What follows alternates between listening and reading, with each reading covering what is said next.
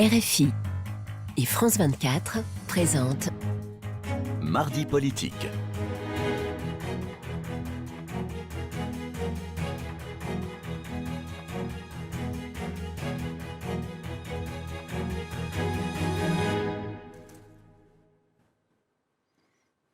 C'est l'heure de Mardi politique. Bonsoir Frédéric Rivière. Bonsoir Rosine, bonsoir à tous. Et ensemble nous recevons David Cormand, bonsoir. Bonsoir. Vous êtes député européen Europe Écologie Les Verts. Bon, merci d'avoir accepté notre invitation. Alors les 27 pays membres de l'Union européenne ont approuvé hier soir un embargo sur le pétrole russe, couvrant dans un premier temps plus des 2/3 de leurs importations. Cela peut-il changer le cours du conflit ? Le côté positif de cette affaire, c'est que les 27 se sont mis d'accord. Le Conseil s'est mis d'accord, ce qui n'était pas une mince affaire, parce qu'il y a des intérêts différents et des contraintes différentes au niveau des différents pays de l'Union, des 27 pays de l'Union européenne. Mais c'est en deçà de ce qu'avait été la demande du Parlement européen. Au Parlement européen, nous avons voté il y a plusieurs semaines une demande qui était un embargo total et immédiat de l'ensemble du fossile, charbon, pétrole, gaz, et d'ailleurs uranium également, un nucléaire, ainsi que des livraisons d'armes à l'Ukraine. Donc là, on est sur une position des 27 qui est en deçà de cette demande du Parlement. Et pourquoi le Parlement européen avait demandé cela ? Parce qu'il y a une nécessité d'arrêter immédiatement d'alimenter le budget de la Russie. Oui. Mais immédiatement, vous voyez bien les difficultés considérables dans lesquelles ça aurait pu placer un certain nombre de pays, notamment la Hongrie, qui en l'occurrence donc est exemptée de cette obligation d'imposer un embargo sur le pétrole. La question qui se pose aujourd'hui, au fond, c'est comment vont faire les pays qui achetaient le pétrole à la Russie ? Où vont-ils aller se fournir ? Parce que c'est pas demain que leur pays sera couvert d'éoliennes et que ça se substituera aux énergies fossiles.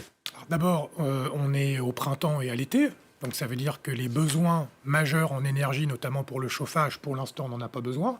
Donc il faut anticiper pour que dès l'hiver prochain, il y ait une économie, ce qu'on appelle une économie de guerre. Alors il faut faire attention avec ce terme-là, parce qu'évidemment il fait peur. Mais en fait, il faut comprendre que nous sommes dans une situation de dépendance et de danger, y compris militaire, par rapport à la Russie. Et donc, il faut avoir une réaction qui soit à la hauteur de cette situation. L'Union européenne a beaucoup trop tardé à anticiper le risque que représentait notre dépendance du régime de M. Poutine, de la Russie, dirigé par M. Poutine. Donc, bien sûr, il aurait fallu l'anticiper, le faire plus tôt. Et d'ailleurs, vous noterez que les écologistes, non seulement réclament depuis très longtemps qu'on se passe des énergies fossiles, mais réclament également depuis très longtemps qu'on prenne davantage garde aux exactions de M. Poutine. Donc maintenant, il faut le faire. Donc bien sûr que c'est compliqué. Mais je rappelle que les objectifs, en dehors même du conflit en Russie, les objectifs de l'Union européenne, et d'ailleurs des accords de Paris, c'est de baisser de 50-60% notre consommation d'énergie fossile dès 2030. Mais 100% en 2050. Donc en fait, c'est juste une question d'accélération du rythme. Est-ce qu'en attendant, on ne va pas tomber dans une autre dépendance qui sera vis-à-vis des pays du Golfe, notamment ?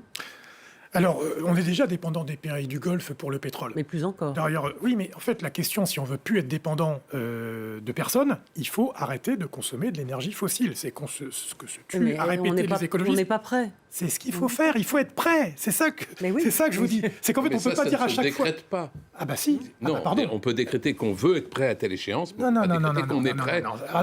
Ex nihilo. Non, monsieur Rivière, là-dessus, je suis pas d'accord. En fait, ça fait trop longtemps qu'on nous explique ça. Maintenant, il faut le décider. Franchement, c'est une question de choix politique. C'est une question de tel type d'infrastructure, quel type d'économie on met en place. Les solutions, elles existent. On sait comment faire autrement. Il faut le décider politiquement. Or, on tergiverse, on procrastine, et il y a toujours une bonne raison pour dire plus tard. L'écologie plus tard, c'est l'écologie trop tard.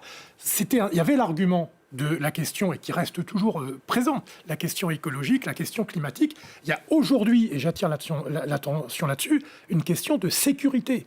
Arrêter d'être dépendant du fossile, c'est une question environnementale, c'est une question de pouvoir d'achat, parce que c'est de plus en plus cher, c'est une question de sécurité nationale, de sécurité européenne. Alors, le Premier ministre hongrois, Viktor Orban, qui lui ne voulait pas de cet embargo sur le pétrole russe, a donc obtenu une forme de dérogation.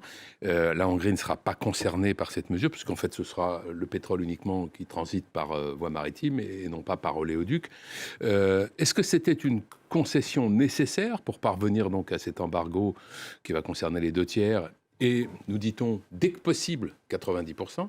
Est-ce que c'était une concession nécessaire ou est-ce qu'il y a là-dedans une forme de capitulation devant le Premier ministre hongrois? Je n'utiliserai pas le terme de capitulation, mais vous connaissez les relations compliquées, et à juste titre, que nous avons avec la Hongrie, pour des raisons de non-respect des droits humains et de l'état de droit. Monsieur Orban a une attitude par rapport aux critères classiques démocratiques qui ont plus que posé question. Il y a des droits fondamentaux qui ne sont pas respectés en Hongrie.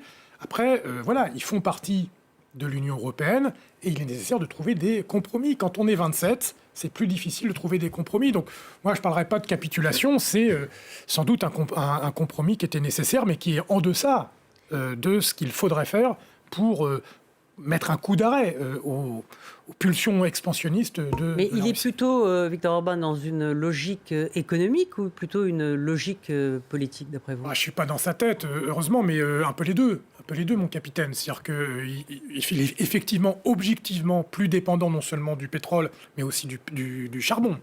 C'est l'économie hongroise encore très dépendante des fossiles, beaucoup plus que nous, beaucoup plus même que l'Allemagne, qui a baissé sa dépendance aux fossiles en misant sur la sobriété et le renouvelable. Et puis, il y a une question aussi géopolitique, de rapport de force que fait jouer Viktor Orban au sein même de l'Union européenne, puisque vous le savez, du fait du non-respect de l'état de droit, il y a des sanctions, y compris financières, de la part de l'Union européenne sur la Hongrie, sur des financements européens qui sont suspendus sous réserve que la Hongrie respecte un certain nombre de critères d'état de droit. Donc évidemment, Viktor Orban fait jouer aussi ce rapport de force. En mai dernier, le président Emmanuel Macron avait considéré qu'il serait opportun de généraliser la majorité qualifiée dans les votes de l'Union européenne et donc d'abandonner les votes à l'unanimité, y compris pour les sujets considérés comme les plus sensibles. Est-ce que vous seriez favorable, vous, à cette mesure? Oui, depuis longtemps. Les écologistes, les Verts sont favorables à ce qu'on appelle un saut fédéral.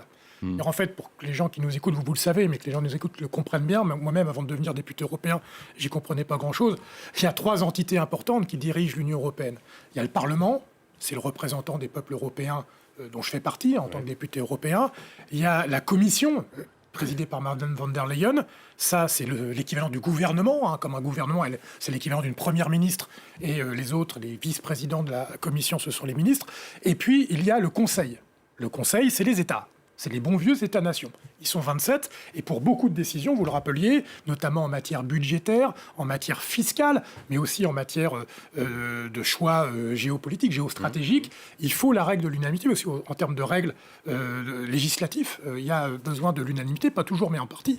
Et donc le saut fédéraliste, ça serait de dire qu'il faut plus de pouvoir au Parlement. C'est-à-dire comme dans toute démocratie parlementaire, quand il y a une majorité au Parlement, ça doit s'appliquer.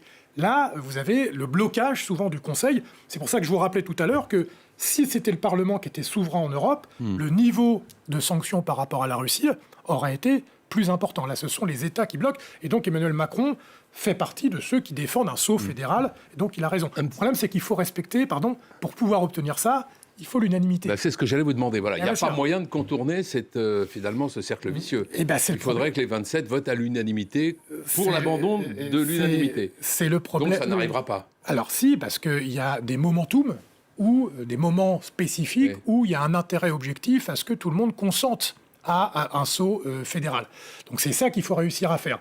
Et on l'obtient aussi, ça va peut-être vous faire sourire, mais c'est la notion parfois de se mettre d'accord pour désobéir à des règles qui étaient pourtant prévues dans les traités. Là, ce dont on parle, c'est des choses qui sont définies dans les traités. Et donc, pour déroger à ces règles, pour pouvoir faire avancer... La fameuse désobéissance prônée par la France insoumise des traités? Non, parce que c'est pour ça que... vous êtes contaminé? Non. Vous savez que les Verts ont défendu une forme de désobéissance avant les insoumis. Quand on fauche des champs OGM, on désobéit. Quand on est à Notre-Dame-des-Landes, on désobéit. Mais c'est une vertu, d'ailleurs, ça a une vertu militante, j'ai envie de dire. Nous, on est pour une désobéissance qui respecte l'état de droit, c'est-à-dire qui se construit à plusieurs, j'ai envie de dire. Et donc là, on est dans un momentum politique où, objectivement, beaucoup de pays européens et beaucoup de puissances européennes ont intérêt à ce qu'on fasse autrement, notamment en matière fiscale. Je ne vais pas être trop long, mais aujourd'hui, il y a un blocage. L'Union européenne, à cause de la règle de l'unanimité, a beaucoup de mal à créer des nouvelles recettes qui seraient une fiscalité qui ne pèserait pas sur les kidam, sur les citoyens ou les citoyennes de base, mais sur, par exemple, les transactions financières, sur les grandes entreprises, sur les GAFAM. Et donc, c'est le travail qu'on essaye de faire et que j'essaye de faire à la commission budget pour qu'on ait un saut aussi vers une fiscalité plus juste et donc contraindre les États à accepter, à consentir à cette fiscalité plus juste. Alors en France, les graves incidents qui se sont produits samedi soir autour du Stade de France lors de la finale de la Ligue des Champions vous inquiète-t-il sur la capacité de la France à organiser correctement à la fois les Jeux Olympiques 2024 et d'autres Alors surtout, ce qui m'inquiète, c'est la doctrine du maintien de l'ordre qui est utilisée dans notre pays,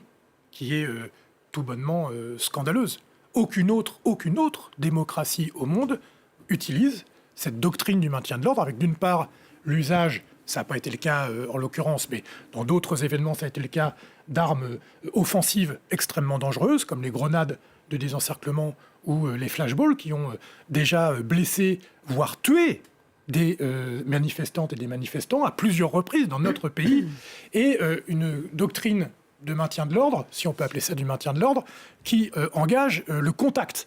Et donc là, il y a des supporters. En cas de débordement, on fait quoi alors ? Mais on évite, mais c'est tous les autres pays, notamment européens, savent avoir des doctrines qui empêchent la confrontation. Est-ce qu'il y a beaucoup d'autres démocraties, et notamment, puisque vous les citez, parmi nos partenaires européens, qui soient confrontés à des mouvements, par moments, qui témoignent d'une telle hostilité à l'égard de la chose publique, à l'égard parfois des forces publiques ? Mais Monsieur Rivière, bien sûr, vous pensez que la France est une exception où on n'aurait que des bandes de sauvageons qui n'existeraient pas ailleurs. Enfin, bien sûr que, je vais vous dire, cette doctrine du maintien de l'ordre consiste à aller au contact.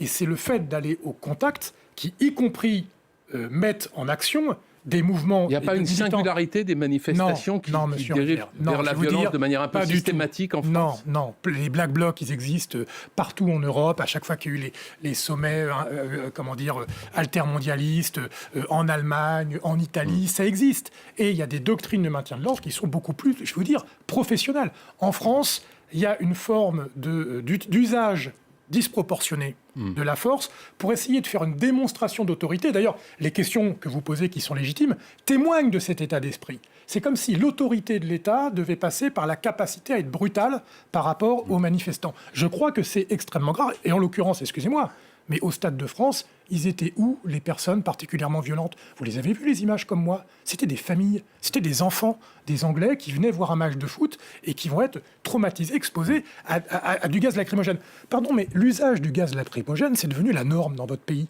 Dans tous les autres pays, c'est l'exception. Mais les Anglais s'en sont beaucoup plaints. À juste titre, écoutez.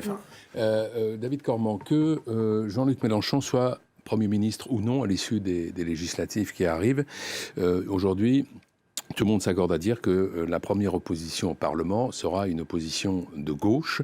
Est-ce que vous croyez que ça pourra influer sur le déroulement du second quinquennat d'Emmanuel Macron ? Alors d'abord, Monsieur Rivière, vous me pardonnerez de dire qu'il y a une élection. Vous voulez croire à l'hypothèse de sa victoire ?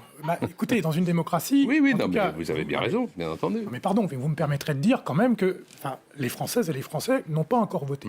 Et donc, alors, ce qui sera la reformule. Dans l'hypothèse où Jean-Luc Mélenchon ne serait pas Premier ministre, est-ce qu'une majorité de gauche va peser sur le candidat ? Alors, je vais vous répondre en disant que moi, ma sur formule... le second mandat, je veux dire. ma formule favorite, c'est non pas que nous pesions en tant qu'opposition, mais que nous pesions en étant au pouvoir. Parce que c'est ça l'enjeu pour nous de cette campagne législative. La campagne présidentielle a eu lieu, le président élu est évidemment légitime, nous respectons la démocratie, mais ce qui fait la politique dans un pays, dans une démocratie parlementaire comme la nôtre, c'est la majorité à l'Assemblée nationale. Et donc l'enjeu pour nous, c'est qu'il y ait une majorité à l'issue de ces élections législatives. Non mais pardonnez-moi d'insister là-dessus. En fait, c'est une anomalie que dans notre pays, on considère que des élections législatives soient une sorte de formalité administrative qui a vocation mécaniquement à valider la majorité. C'est pour ça que ça a été inversé, le calendrier a été inversé. Oui, mais même avant... La présidentielle liée les législatives. Ça a aggravé le phénomène. Pour éviter la cohabitation. En vrai, dans l'esprit de la Ve République, et c'est pour moi ce que Mitterrand appelait d'ailleurs avant de mettre les chaussons, mais appelait le coup d'État permanent. C'est-à-dire qu'en fait, il y a un régime plébiscitaire où on considère qu'un homme, parce que c'est toujours un homme, hein, évidemment, une fois qu'il est élu, a tous les pouvoirs. C'est une anomalie démocratique. Et on ne peut pas dire que ça réussisse à notre pays. Enfin, on sort de 5 années où on parlait des violences qui ont eu lieu, où le pays n'a jamais été aussi fracturé. À quoi sert une assemblée ? Justement, à tempérer ces désaccords, à trouver des compromis, à construire un débat d'idées. Aujourd'hui, le Parlement ne joue pas ce rôle, parce qu'il est godillot, il suit la majorité présidentielle comme un seul homme, et c'est pas bon pour la démocratie. Est-ce que cette alliance saura-t-elle rester unie ? Parce qu'on sait quand même qu'il y a beaucoup de choses qui vous opposent quand même les uns et les autres. Alors maintenant, on met un peu la poussière sous le tapis, et comme disait Chirac, on gagne et puis on verra après. Déjà, c'est pas mal. Hein, moi, je ne suis pas toujours d'accord avec Jacques Chirac, mais c'est déjà Non, mais blague à part, je vais vous répondre. Vous savez, les différences que nous avons, elles existent. Moi, je suis écologiste avant d'être de gauche. Donc en fait, la matrice idéologique du socialisme, de la social-démocratie, c'est pas ma culture politique. Pourquoi je crois en cette coalition ? D'abord, parce que contrairement à d'habitude, si nous sommes majoritaires, personne ne sera majoritaire seul. Donc, si vous aimez bien la France insoumise, vous avez raison de voter pour les candidats NUPES, puisqu'il y en a beaucoup. Mais si nous gagnons, ils ne seront pas majoritaires seuls, parce que la répartition qui a été faite permet à ce que cette coalition ne soit plus comme ce qu'on a connu, ne soit pas comme ce qu'on a connu avec la gauche plurielle. En vérité, le Parti socialiste décidait tout seul, où il y aura une vraie combinaison qui sera en plus sur... Et là, il n'y a pas la mainmise de Mélenchon particulièrement sur le reste de non, la coalition. Peut-être qu'il voudra essayer, j'en sais rien, mais en tout cas, c'est pas l'état d'esprit dans lequel nous sommes aujourd'hui. Et donc moi, je trouve qu'on a plutôt construit une synthèse, qu'on appelle une synthèse, non pas une synthèse molle, comme à une autre époque à gauche, mais une synthèse dynamique, qui est forte de nos différences. Moi, j'ai confiance au fait de, dans des dissensus, construire des synthèses dynamiques, parce que, et j'insiste sur le fait que c'est pas seulement une coalition défensive. Moi, mon but dans la vie, c'est pas seulement de battre Emmanuel Macron. C'est pas ça mon sujet.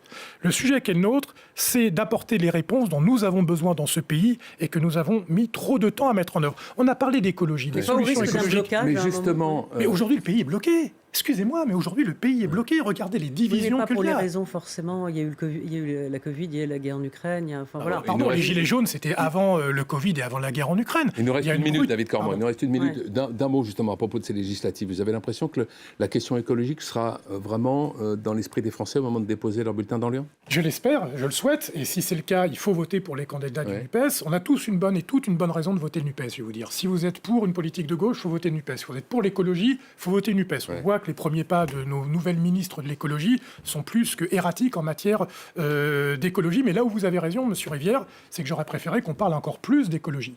Mais ça a été arbitré par le peuple français le 10 avril, au premier tour des présidentielles, où notre candidature n'a pas recueilli 5%, mais ça ne veut pas dire qu'il ne faut pas persister, parce que l'enjeu du XXIe siècle, c'est l'enjeu écologique, avec les questions sociales. Il est inutile d'espérer pour entreprendre, ni de réussir pour persévérer. Absolument. Merci David Cormont, c'est la fin de cette émission. Merci, et merci à Flore Simon et à Camille Néran d'avoir préparé cette émission.